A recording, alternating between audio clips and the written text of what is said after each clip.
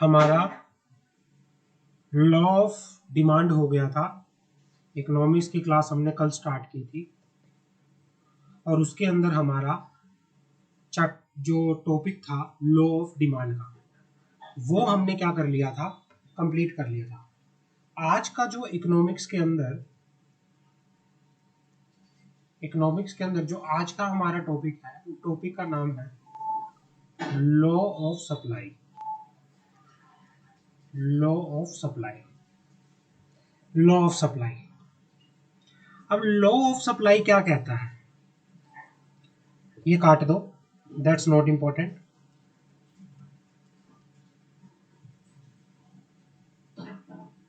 Law of supply यहां से पढ़ते हैं, ये वाला इंपॉर्टेंट है।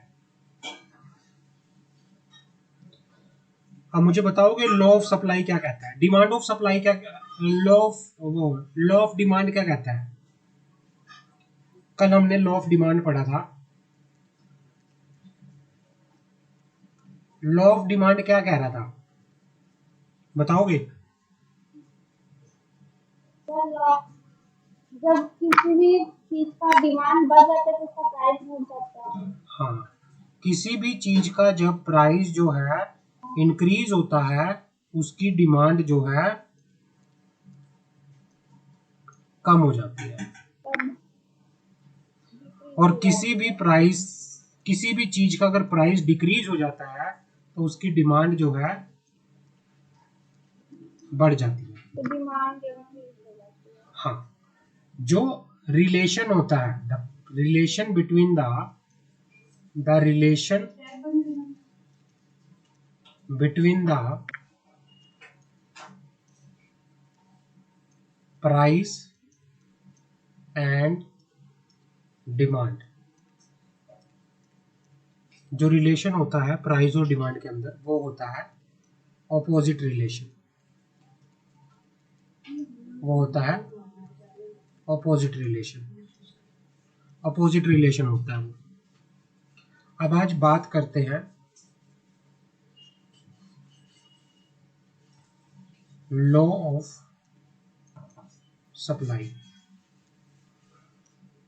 आज बात करते हैं लॉ ऑफ सप्लाई की। लॉ ऑफ सप्लाई कहता है, लॉ ऑफ सप्लाई कहता है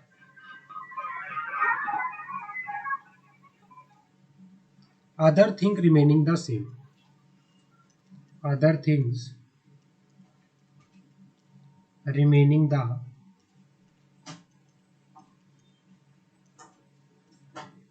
same if, अगर किसी चीज का प्राइस बढ़ता है तो सप्लाई जो होती है, सेल जो होती है उसकी बढ़ जाती है। लॉ ऑफ सप्लाई क्या कहता है भाई, अगर किसी चीज का प्राइस बढ़ गया तो उसकी सप्लाई भी जो है बढ़ जाती है, और अगर किसी चीज का प्राइस कम हो गया तो उसकी सप्लाई भी कम हो जाती है। समझ आ गई, क्लियर है। लॉ ऑफ सप्लाई कह लो या लॉ ऑफ सप्लाई ये कहता है कि जब प्राइस बढ़ जाता है तो लोग क्या करते हैं, सेल करते हैं, सप्लाई करते हैं, लोग सेल करना शुरू कर देते हैं। अगर किसी चीज का प्राइस कम हो जाता है तो लोग सेल करना भी कम कर देते हैं, ये कहता है। समझ आ गई।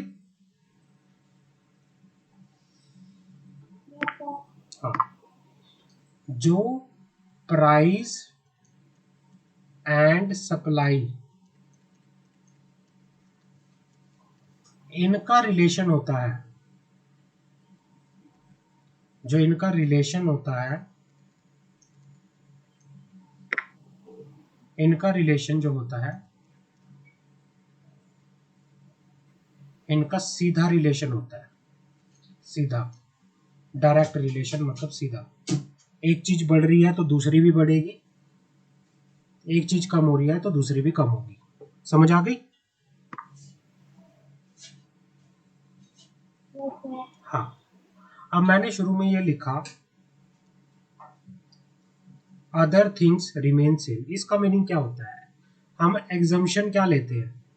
एग्जम्पशन, जैसे हमने कल लॉ ऑफ डिमांड में भी एग्जम्पशन ली थी, कल हमने लॉ ऑफ डिमांड में भी एग्जम्पशन ली थी, आज लॉ ऑफ सप्लाई में भी एग्जम्पशन लेते हैं। एग्जम्पशन क्या है? Other thing remaining the same, other things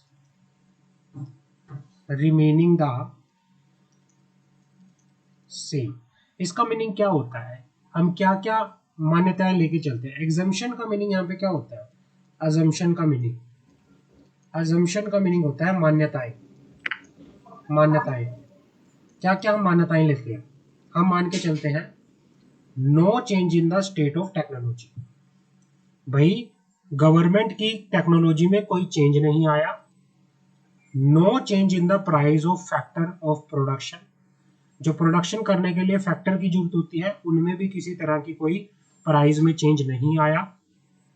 no change in the number of firm in the market, market के अंदर जो भी फर्म्स है, इंडस्ट्री है, यहाँ पे लग लो इंडस्ट्रीज, उसके अंदर भी कोई चेंज नहीं आया। No change in the goal of the firm, firms के गोल पे भी कोई चेंज नहीं आया। गोल का मीनिंग यहाँ पे होता है पर्पस, उद्देश्य। No change in the salaries expectation regarding future price, no change in the tax and subsidy policy of the product, no change in the price of other goods, दूसरे goods की price में कोई change नहीं आया, tax में कोई change नहीं आया, गोल्स में कोई चेंज नहीं आया, नंबर ऑफ फर्म में कोई चेंज नहीं आया, और भाई स्टेट की जो टेक्नोलॉजी है, जो प्राइस है फैक्टर के प्रोडक्शन का, इसी में कोई चेंज नहीं आएगा। यहाँ पे ये सारे के सारे जो चीजें होंगी ये फिक्स होंगी, फिक्स होंगी। वेरिएबल क्या होगा? सिर्फ प्राइस होगा। वेरिएबल क्या होगा? सिर्फ प्राइस, प्राइस ऑफ प्रोडक्ट। समझ आ गई? क्लियर है? सलोनी क्लियर है?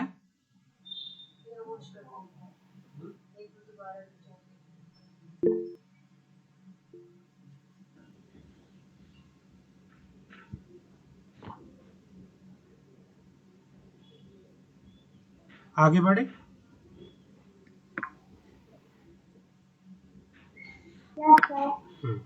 आगे बढ़े।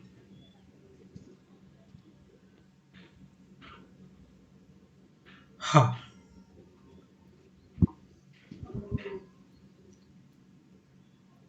इक्विलिब्रियम प्राइस क्या होता है? हमने पढ़ा था।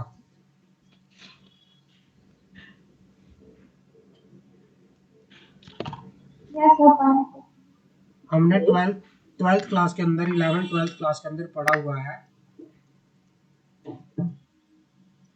इक्विलिब्रियम प्राइस क्या होता है? इक्विलिब्रियम प्राइस क्या होता है बताओगे?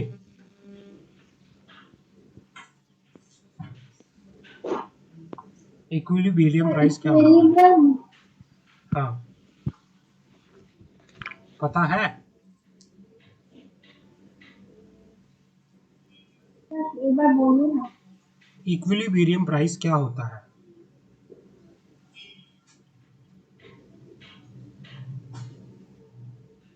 जहां पर demand is equal to supply, जहां पर डिमांड जो होती है वो प्राइस, जहां पर डिमांड जो होती है वो इक्वल होती है सप्लाई के, उसको इक्विलिब्रियम प्राइस कहते हैं। इक्विलिब्रियम प्राइस क्या होता है? वो पॉइंट जहां पर डिमांड और सप्लाई जो है बराबर होती है, उसको इक्विलिब्रियम प्राइस कहते हैं। समझ आ गई? Yes sir. हाँ, वो प्राइस जहां पर डिमांड और सप्लाई, डिमांड और सप्लाई बराबर होती है, उसे इक्विलिब्रियम प्राइस कहते हैं। आगे बढ़ते हैं।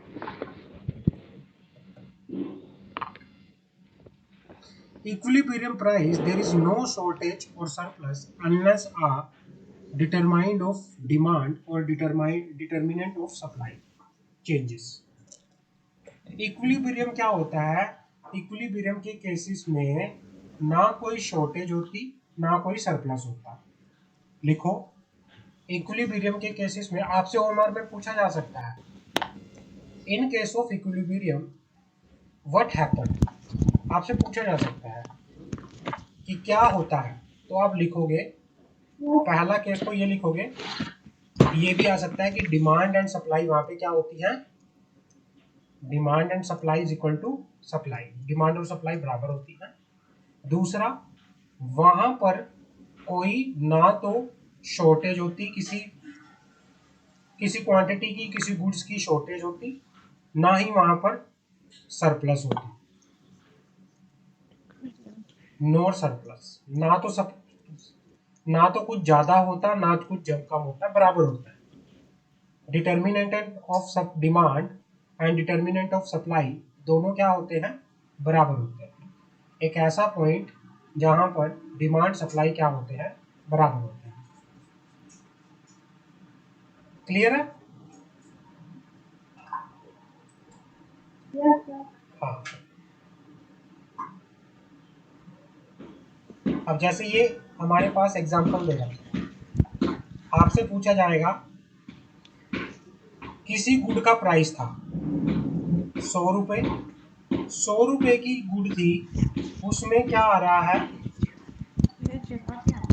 Quantity demanded 5 kg, quantity supplied 50 kg। भाई क्या आता है कि जब प्राइस बढ़ता है डिमांड क्या होती है,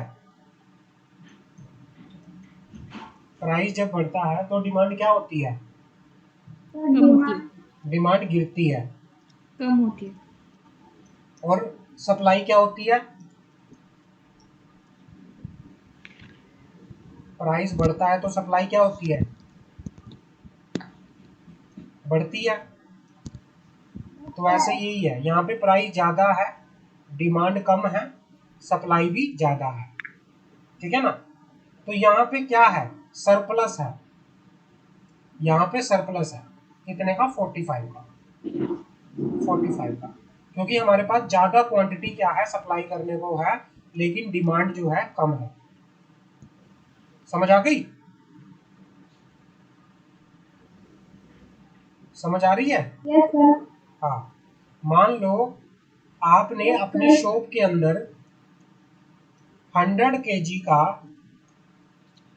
क्या रख रखा है, 100 kg शुगर रख रखी है, शुगर रख रखी है। मान लो शुगर का प्राइस हो गया,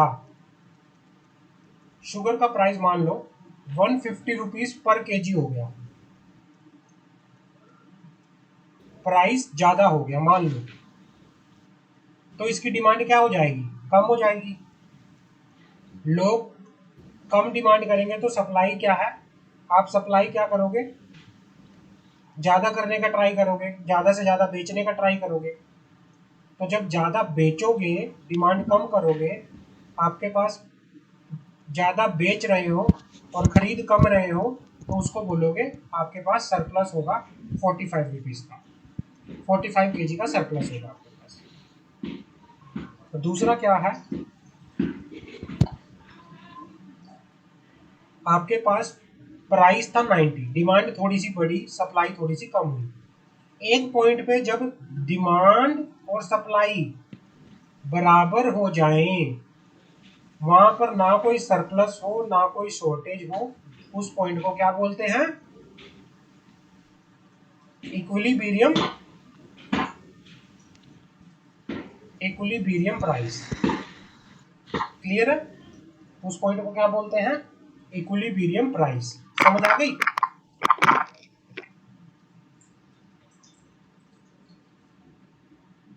कोई डाउट यहां तक?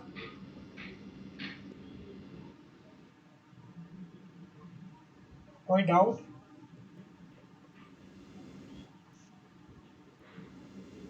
Anshu, Saloni, any doubt?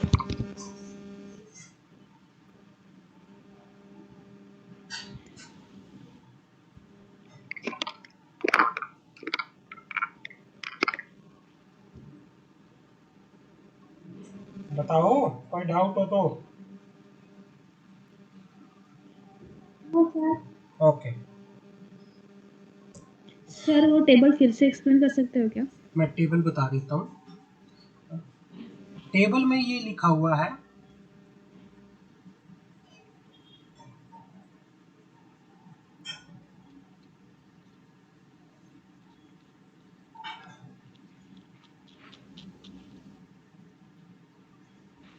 Table लगा सकता हूँ। पहले तो रूल बता देता हूँ। Price, demand, supply. किसी चीज का प्राइस बढ़ता है, डिमांड कम होती है, सप्लाई बढ़ती है। ये हो गया, ठीक है। मान लो शॉप आपने ओपन कर रखी है, आपकी शॉप में 150 केजी पड़ी, क्या पड़ा है? शुगर पड़ी हुई है 150 केजी। मान लो शुगर का प्राइस पर केजी का 200 रुपये हो गया, ₹200। ये 200 रुपये आपका शुगर का प्राइस हो गया। अब क्या होता है इस केस में, अब लोगों को लगता है कि शुगर का प्राइस ज़्यादा है। शुगर का प्राइस कितना हो गया? 200। मान लो यहाँ हम अपने एग्जांपल से लेते हैं, लोगों को लगता है कि शुगर का प्राइस 100 रुपये काफ़ी ज़्यादा है, इस वजह से उसकी डिमांड जो है कम हो जाएगी। प्राइस जब बढ़ता है, डिमांड जो है कम हो जाती है। लोग आपसे सिर्फ 5 केजी की डिमांड कर रहे हैं, बट आपको सप्लाई करने के लिए कितना केजी पड़ा हुआ है? 50 केजी। तो आपके पास एक्स्ट्रा कितना पड़ा हुआ है? लोग आपसे सिर्फ 5 केजी की डिमांड कर रहे हैं, लेकिन आपके पास 50 केजी पड़ा हुआ है। आपके पास एक्स्ट्रा पड़ा हुआ है या कम पड़ा हुआ है? आपकी शॉप में माल एक्स्ट्रा पड़ा हुआ है या कम पड़ा हुआ है?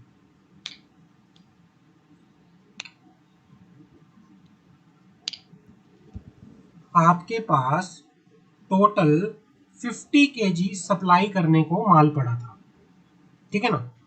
अब आप क्या प्राइस जो है चीज का बढ़ गया, लोगों ने सिर्फ 5 केजी ही डिमांड किया, एक्स्ट्रा कितना पड़ा आपके पास? सरप्लस कितना पड़ा है? 45 केजी। आपके पास 45 केजी एक्स्ट्रा पड़ा है। दूसरा, प्राइस थोड़ा सा कम हुआ, डिमांड थोड़ी सी बढ़ी, सप्लाई थोड़ी सी, आपका सप्लाई वाला प्रोडक्ट है वो भी कम हुआ, तो आपके पास सरप्लस थोड़ा कम होगा 29 केजी। ऐसे ही प्राइस कम होता जाएगा, डिमांड बढ़ती जाएगी, आपका जो प्रोडक्ट सप्लाई करने वाला है वो थोड़ा कम होता जाएगा, सरप्लस भी आपका कम होता जाएगा। और जहां पर आते आते आपकी डिमांड आपकी सप्लाई दोनों बराबर हो जाए, वहां पर ना तो कोई सरप्लस बचे ना कोई शॉर्टेज बचे। मान लो प्राइस 50 रुपये हो गया, डिमांड बहुत ज़्यादा होगी, लेकिन आपके पास सप्लाई करने को लिए सिर्फ 22 केजी पड़ा हुआ है और डिमांड है 34 केजी की, तो शॉर्टेज है ना आपके पास 12 केजी की।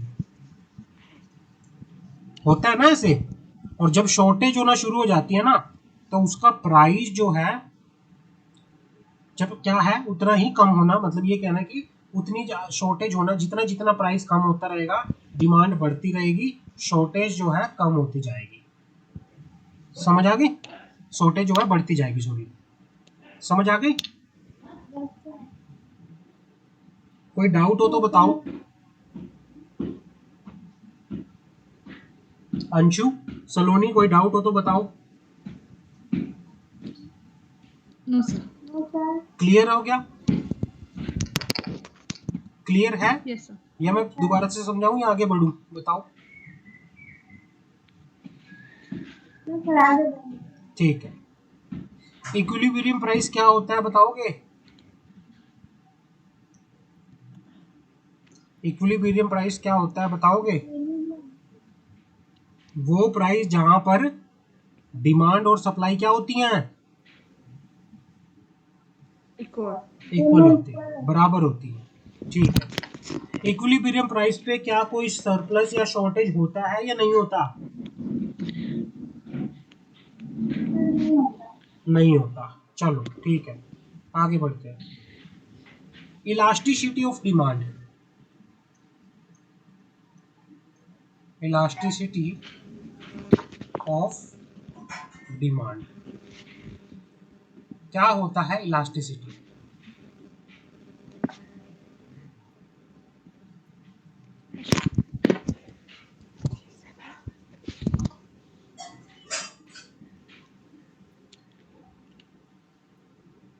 इलास्टिसिटी का मीनिंग होता है डिमांड के अंदर बिल्कुल ही तेजी से क्या आना, चेंजेस आना।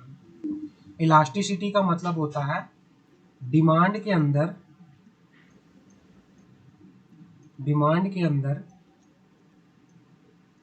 तेजी से चेंजेस आना। डिमांड के अंदर तेजी से चेंजेस आना।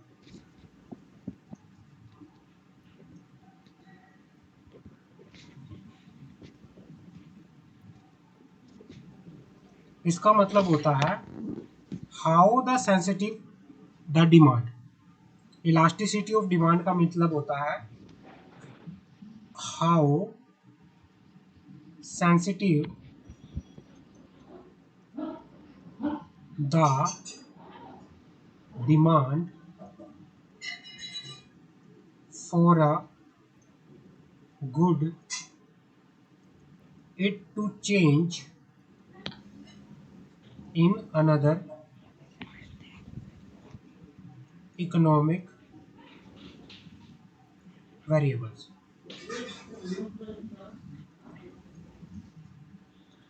इलास्टिसिटी ऑफ डिमांड हमें ये बताती है कि किसी प्रोडक्ट का प्राइस चेंज होने से या किसी प्रोडक्ट की, किसी कंज्यूमर की इनकम को चेंज होने से कितना उसकी डिमांड के अंदर चेंज आएगा, ये हमें बताती है। इलास्टिसिटी ऑफ डिमांड हमें बताती है कि किसी प्रोडक्ट का प्राइस चेंज होने से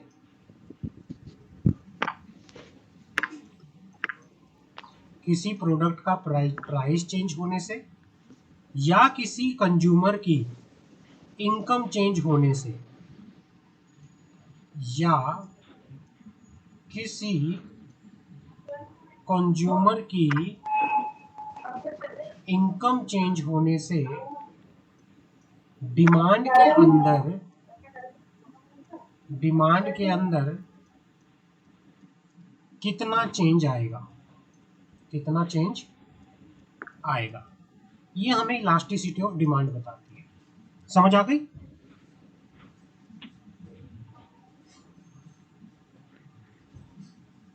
अब इलास्टिसिटी ऑफ डिमांड को कैलकुलेट करने का फॉर्मूला क्या है? इलास्टिसिटी ऑफ डिमांड कैसे कैलकुलेट की जाती है? इसका फॉर्मूला होता है percentage change in quantity demanded. Percentage change in quantity demanded divided by percentage change in price या फिर percentage change in consumer income.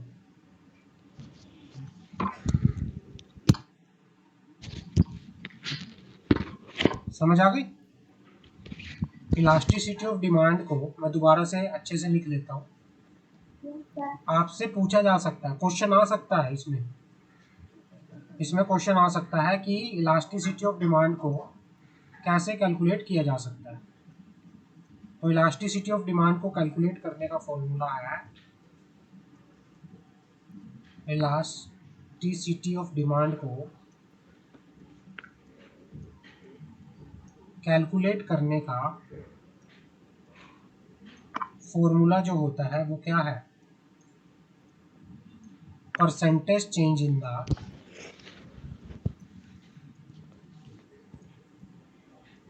Demand divided by percentage change in the price या फिर percentage change in the consumer income. समझ आ गई?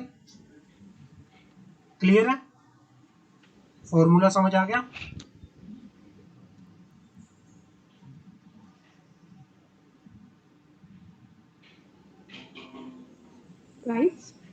Price percentage change in the price या फिर percentage change in consumer income.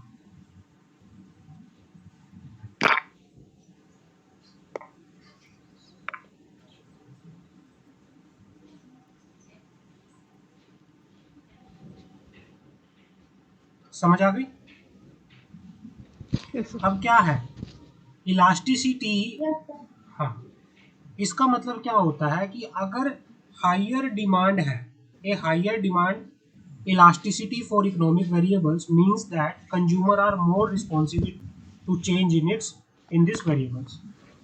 जितनी ज़्यादा डिमांड की elasticity होती है, इसका मतलब ये होता है कि कंज्यूमर जो है उतना ही क्या है, रिस्पॉन्सिव है कि भाई प्राइस के चेंज होने से, उसकी इनकम से के चेंज होने से उसकी डिमांड जो है चेंज होती है। इलास्टिसिटी ऑफ डिमांड हमें ये बताती है कि किसी वस्तु की, किसी प्रोडक्ट के प्राइस के चेंज होने से या किसी कंज्यूमर के उसके चेंज होने से डिमांड में कितना चेंज आता है, वो हमें इलास्टिसिटी ऑफ डिमांड बताती है।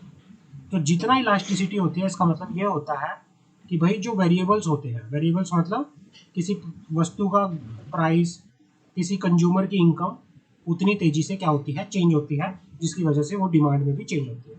अगर किसी वस्तु, बताओ, अगर मैं पूछूं आपसे किसी वस्तु का प्राइस अगर बढ़ जाता है, मान लो किसी वस्तु का प्राइस, अगर किसी प्रोडक्ट का प्राइस बढ़ा, उसकी डिमांड क्या होगी, बताओगे मुझे? इलास्टिसिटी ऑफ डिमांड में किसी वस्तु का प्राइस अगर बढ़ जाता है तो उसकी डिमांड क्या होती है, बढ़ जाएगी। सर बढ़ जाए। उसकी डिमांड नहीं, उसकी डिमांड घट जाएगी। किसी वस्तु का प्राइस, किसी प्रोडक्ट का प्राइस अगर बढ़ता है तो डिमांड कम होती है। किसी कंज्यूमर की इनकम अगर बढ़ती है तो उसके लिए उसकी डिमांड भी क्या होती है, बढ़ जाती है। समझ आते? ये कोरिलेटेड होते हैं। Yes sir. क्लियर होता है? तो इससे ये पता चलता है कि भाई एक प्राइस के परसेंटेज के चेंज होने से या कंज्यूमर में कितनी परसेंटेज का चेंज होगा, तो उसके चेंज होने से कितना परसेंटेज चेंज डिमांड में आता है। तो ये हमें ये बताती है, ये हमें क्वांटिटी बताती है कि कितना परसेंटेज चेंज आता है। समझ आ गई? तो यस सर। हाँ,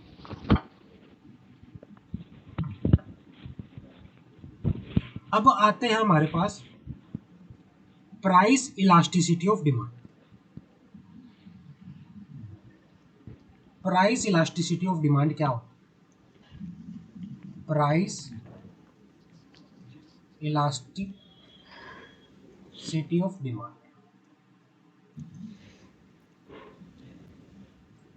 प्राइस इलास्टिसिटी ऑफ डिमांड क्या होता है?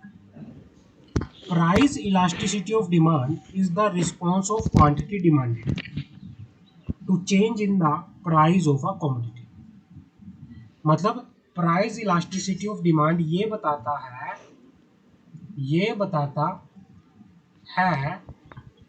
कि किसी प्रोडक्ट के प्राइस में चेंज होने की वजह से, किसी प्रोडक्ट के प्राइस में चेंज होने की वजह से उसकी डिमांड में